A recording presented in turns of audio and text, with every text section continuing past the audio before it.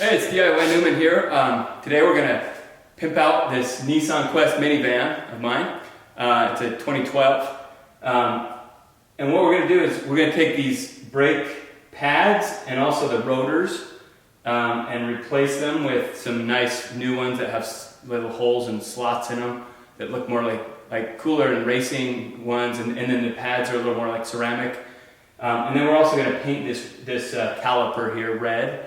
And that's to make it look nice, like kind of like a racing, you see on racing cars, to make it pop with a nice red color. But also it helps preserve it. These get kind of rusty and ugly looking and get all like greasy over time. So it's nice to have a nice coat on it of paint. So we'll go ahead and get started.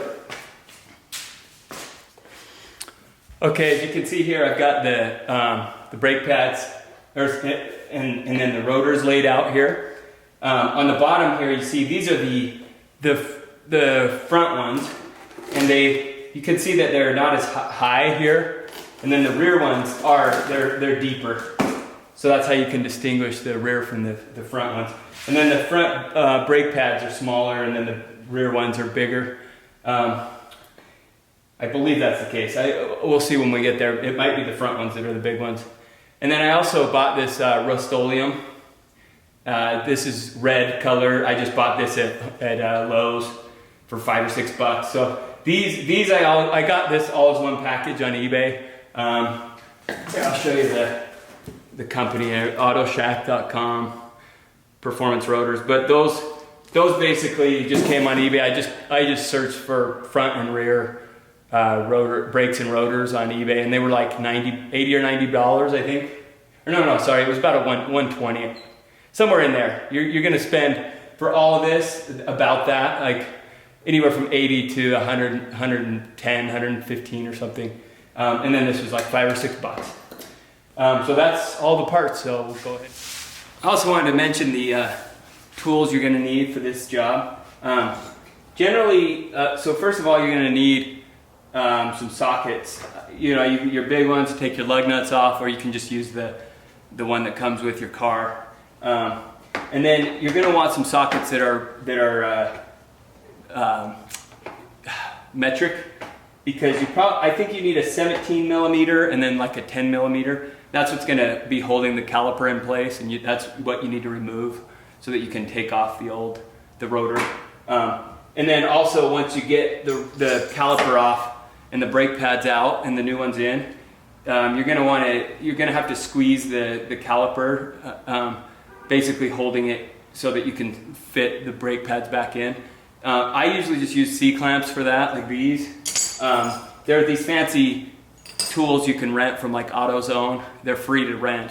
But I found it's not, like these work fine, and it's just kind of a pain to have to go rent the tool. So that's about all you should need. Also on my sockets, I do have a converter, because you might want to be able to crank up with a bigger wrench here, like in case you're not getting enough torque with, like these smaller ones that just come with my socket set. So that's about all as far as tools. Okay, another couple of things I forgot to mention. First of all, I use these nitrite gloves. You can get a box of them for like $5. They make it really nice, so you don't get grease all over your hands, and it's super hard to come off. So those are nice. And then also part of my motivation for doing this is usually when you get this job done, it's maybe $300 to $500 if you had a shop do it for you. So you save a few $100s by doing it yourself, and it's not that hard. I mean, usually you're going to end up doing if you do brake pads on your own, though, I found it's not worth it. While you're in there, you might as well just replace the rotor, because it's not that much more work. And the rotors don't cost that much more on eBay. So anyway, I've got this started. I put my jack. I don't have a very fancy jack. It's just what came with the vehicle, but I get that under this little mount point. There are two little notches there, and you just put it between those two notches and jack it up. And you do one of these things where you put this on it. This is how the Quest one works, and then you can use this kind of for leverage, and you can be jacking it up. The other thing is, I don't really like to jack it all the way up. I like to loosen these lug nuts. Once I get it jacked up a little bit, I start loosening these lug nuts a little bit. Not a ton. You don't want to get it real loose, but you just get them kind of loose. So that way when you're all the way jacked up, trying to break those lug nuts is kind of hard to do when it's off the ground and the wheel can spin. So I like to do that when there's still a little bit of friction there. So anyway, I'll do that and I'll take the wheel off and then we'll be in there. Okay, so I got that loosened up and this jacked up. So now I'm going to take these lug nuts completely off. And if you have like an impact wrench or something fancier, that's really nice, but you can also you got to be careful with those because you can overdo it when you're tightening these lug nuts. You just want to make sure you get the right torque on them. Don't torque them too hard. And I've also, be careful, don't push, don't try to do these too hard. One time I think I was loosening these and they were coming off on an angle or something, and I ended up bending the bolt that they're on, and it's a huge pain to replace that. So it's not rocket science, but if it's not moving very well, just don't force things. Just try to figure out why it's not moving instead of just forcing things, because you can mess stuff up a little worse than you want to by forcing it.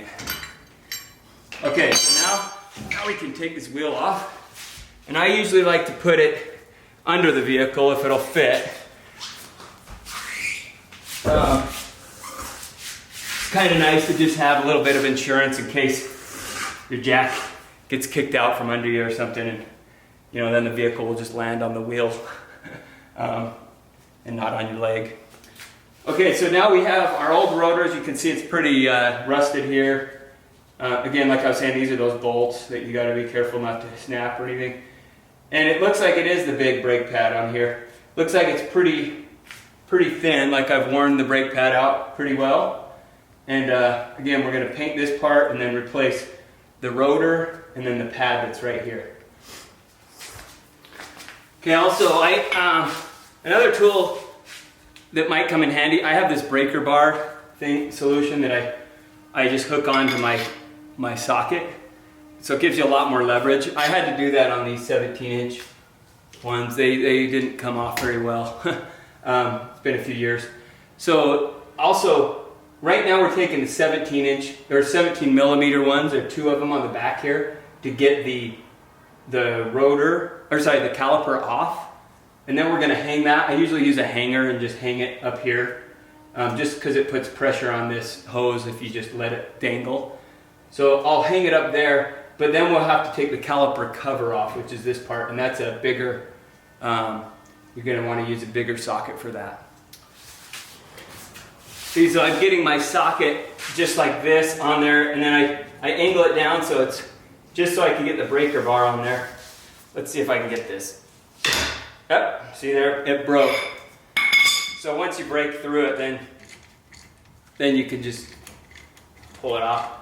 It's amazing though how much it helps to have a little more leverage. Like you don't have to push on it very hard when you have it extended another couple feet.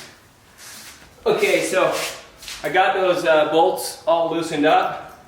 Now I'm gonna pull them out. They look like that, those two.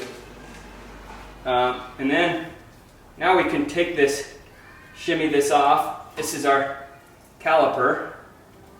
And like I said, we want to hang that so that it doesn't put pressure on that hose. So I just take a hanger and kind of fashion it like this. And just hang it on something up there so that it doesn't have problems. Okay. It's pretty heavy, so you have to get creative with the way you do the hanger a little bit.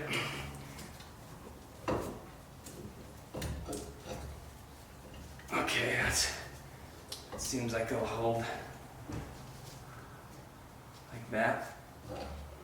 I'll put it on here just for some insurance that it'll stay up there. See, now it's just hanging up there out of my way, not putting pressure on that hose. And so now I've got this, got the 2 brake pads here, and they are the big ones now that I'm seeing this. So when I replace these, I'm gonna put these big ones in their place, like slide those into the cover. But first we need to get this caliper cover or case off.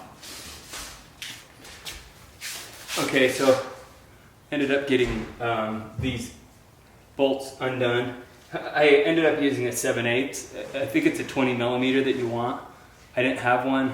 It's really not a good idea to do that because you can screw up your bolts if you strip them, but I'm just kind of too lazy to go get the 20 millimeter that I don't have. So I'll probably go get that after I finish this one, but you can use standard occasionally, but it's kind of scary too. It's risky. So then I take those screws off. They look like that, or those bolts. And then this whole piece now can come off. This is the caliper case, or it holds the caliper in place, and the brake pad. So you can see there, you can actually pull these brake pads. You slide them out like that. These ones look like they're more than halfway worn, but you know, some parts of them are pretty worn down. It starts making a sound when the metal starts hitting, so that's the warning sign that your brake pads are going out. So we're going to take that. Now we're going to take this piece and paint it red. Probably want to clean them up a little bit and then paint them, and then get them all back on and with the new brake pads. Okay, so originally I thought I'd kind of paint the whole thing here, but it turns out it's really hard to paint the back, and it's kind of pointless because it's not showing. So I'm really just wanting to paint the surfaces. So I'm just kind of going to come here. I put this paper, of course, for overspray, so it doesn't paint the rest of the car. Gotta be careful you're not painting the body of your car. Because this caliper you can't really remove. It has that pipe. But, oh, you got a little dripping there, but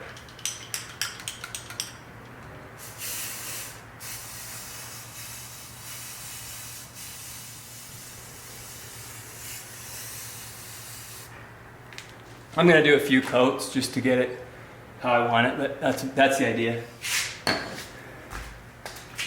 Thing that I meant to mention earlier is when to know, usually these should be labeled, whether it's the right or left rotor, because it matters because of these slots. Normally it doesn't matter if you don't have these slots and the holes in them, but when you put it on, these slots should be angling toward the back of the vehicle. So this would be the front left rotor, because see, as it goes, it points to the back of the vehicle. Just that matters because the way it hits the holes, it should be going like this as it brakes on them.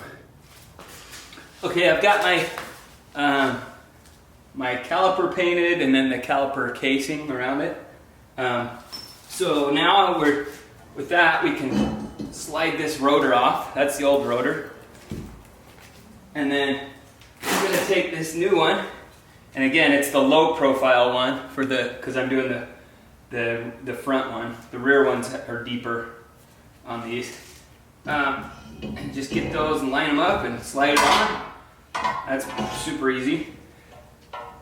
We're going to put this rotor on, but first we have to slide these brake pads into the caliper. The caliper, and you're going to have one brake pad that has an indicator and that's to know when it gets low. See how it's got that metal, and when the brake pad wears down enough, that starts scraping onto this rotor. That's the loud sound you hear when your brake pads are starting to go out. And then this is going to be on the other side. Generally, the indicator is on the inside. It's up for debate which one you prefer, but generally it's recommended to put it on the inside. It doesn't matter, but that's kind of how they come. So anyway, we're going to put that in there. One key thing though is on this caliper, we're going to have to compress it with those C-clamps. And usually what we do is we put one of the old pads on here. We don't want to break one of the new ones. We put that there, and then the C-clamp, and then we tighten it, and so that it pushes those cylinders down as much as we can get them down, and that way it'll be wide enough so that we can slip it onto the new pads. So I'll go ahead and do that. Okay, so my C-clamps aren't big enough. It turns out they're not, the ones I have aren't big enough to go on the whole caliper and compress that cylinder. So I ended up having to just go to AutoZone and rent one of this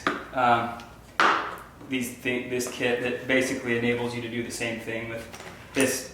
This is how you compress the cylinders there on that caliper. So I'll do that, and then I also bought the 22 millimeter to put the caliper case back on. I said earlier that was 20 millimeters. It's actually 22. So instead of having to use my 7/8 in a bad way, I've got this nice socket that fits it perfectly. It's about $5. So I'll get to this and I'll compress these down and then show you how to get the brake pads on. Okay, I have this here now. I've got this all set up. So and I'm just twist on this and it's pushing that piston down. In this case, we actually have 2 pistons that we have to push down, so should be fine. We'll just do one at a time. A lot of brake calipers only have 1 piston that you deal with, but in this case we have 2. And I'm going to get it all the way pretty much down till it's flush. So I'll do that on the other side, and then we'll be able to put this around the new brake pads and this new rotor, and it'll fit on. Okay, so now I've got my nice newly painted red caliper holder thing here. And that's going to go like this. And then we're going to get our 22 millimeter bolts back in there. Feed those through.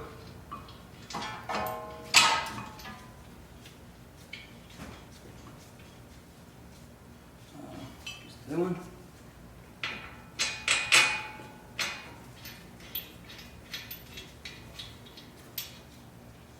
I'm going to use my new 22-inch socket, or 22 millimeter socket. Tighten those up. Again, you don't have to tighten them super tight because, you want to get them firm, but if you get them super firm, you'll regret it in a couple of years when you go to replace this again and they're rusted on too tight. Can't break them. I am thinking about getting an impact wrench. I got one that was it was a air one and it just didn't work very well, so you hooked it up to an air compressor. But now I'm considering getting an electric one that just is more like a drill. It seemed to work better that way. Okay, that one's pretty tight. Get this one tight.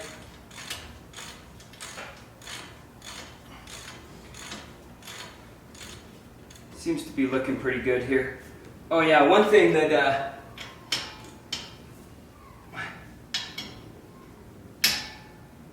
I didn't mention earlier is there's this brake part cleaner. You can spray some of that on here. If you have brand new rotors, you shouldn't really need this, but it should be pretty clean. But some people recommend that you spray that on there.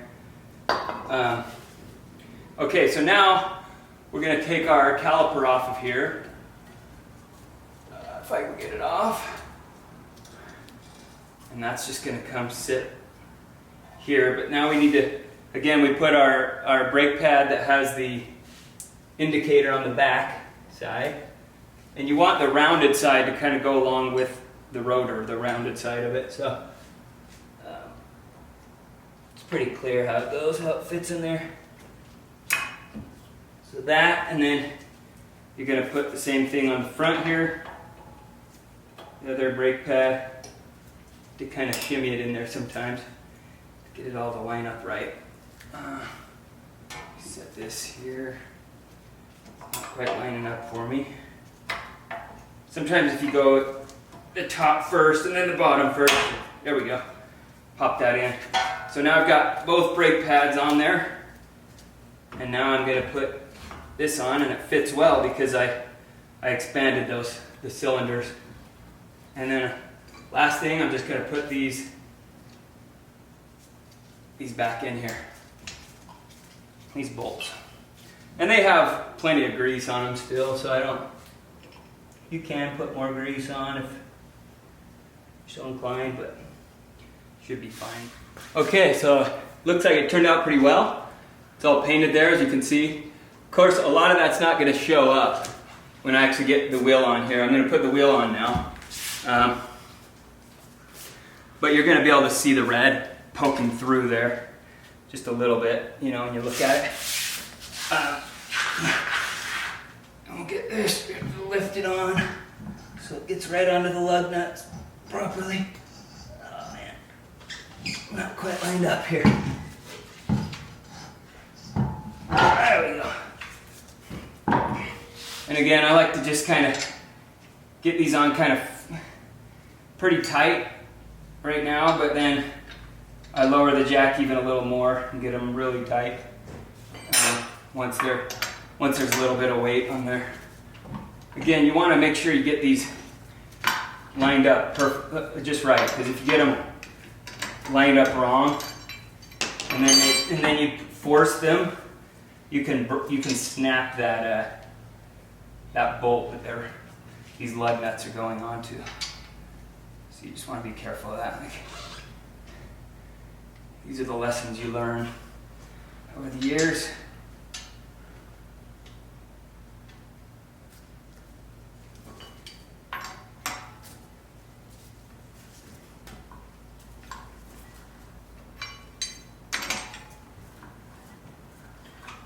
But overall, I think it's looking good the way I was hoping it would, with kind of the red just poking through a little bit, you know. And then it looks like a racing wheel with the slots and the holes in the rotor. Looks the way I was hoping it would.